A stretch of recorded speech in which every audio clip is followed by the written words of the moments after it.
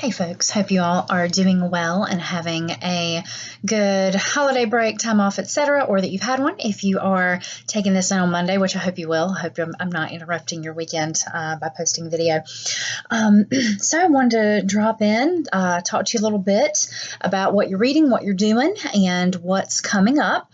On Monday, I will hold a Collaborate session at noon, and one in the evening. I'm still working out my evening time. So for any of you who would like to drop in, ask questions, talk about anything with classmates or with me, that will be great. Of course, it's not required. If anybody shows up, I'll record it so the rest of the class can take it in. If not, cool. I just wanted to make myself available beyond office hours and in a format that's more interactive for those who'd like to chat about some of the course topics. So this week you'll be wrapping up The Immortal Life of Henrietta Lacks. I've gotten a lot of feedback from you all on this book. I love the book. It's hard to read, emotionally. It's hard to read, and it's also hard to put down. I remember the summer that it came out, I want to say 9 years ago, I read it. I started reading it and I accidentally read half the book while I was supposed to be doing something else. So it's a really compelling story that does bring you in. And it raises a lot of questions. It raises questions about rights. It raises questions about privacy rights. Who has ownership of our bodies, our genetic material? What happens to the pieces of us that we leave behind? And, of course, there are ways to give consent to be a donor, to do studies and things like that. And clearly, the things that happened, when the doctors took the samples from Henrietta Lacks, obviously nobody had given consent. But you have learned through the materials last week and through some of the things you'll see this week that was a big problem. And it was especially a problem for marginalized communities. So, we have better ethics now. You have lots of paperwork you sign when you go to a medical facility.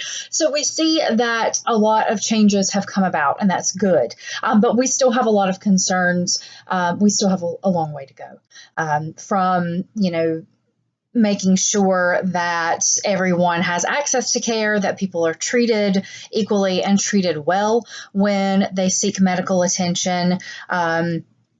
To questions of what say do we have, when we donate, if let's say we donate something, some of our biological tissues for medical research, do we have the right to any kind of say in what is done with those?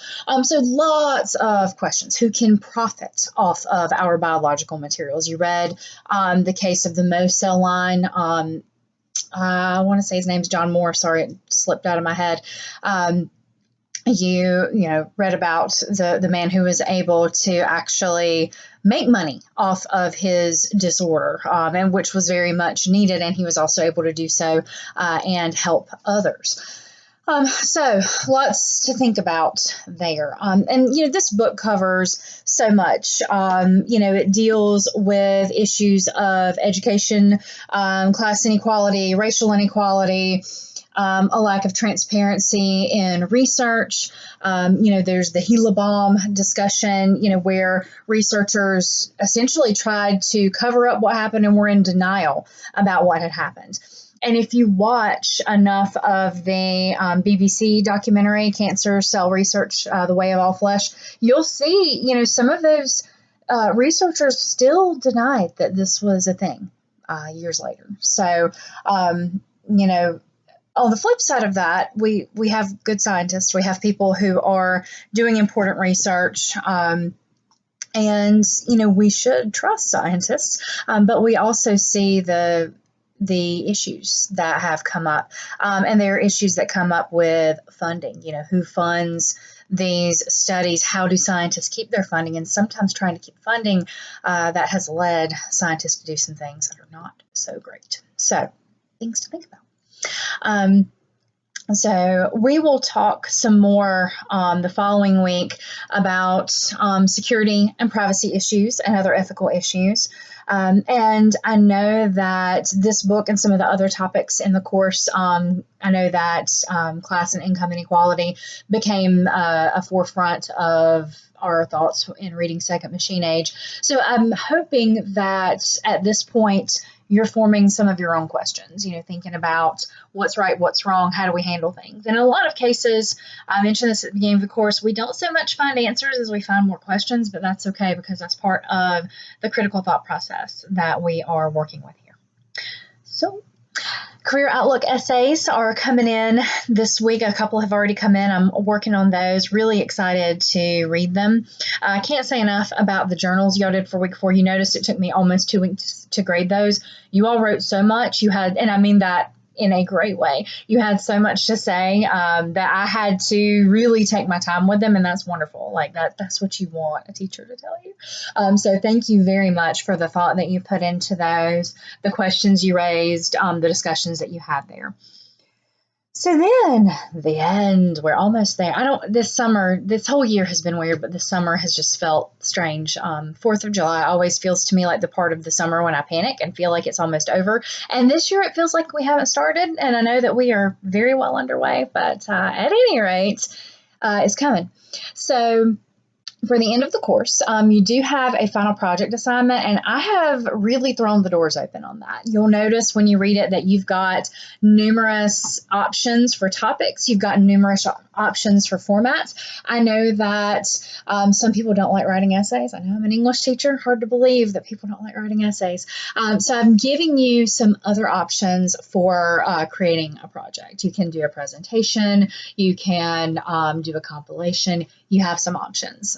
So check it out. There are some really creative options for those of you who are interested in making something.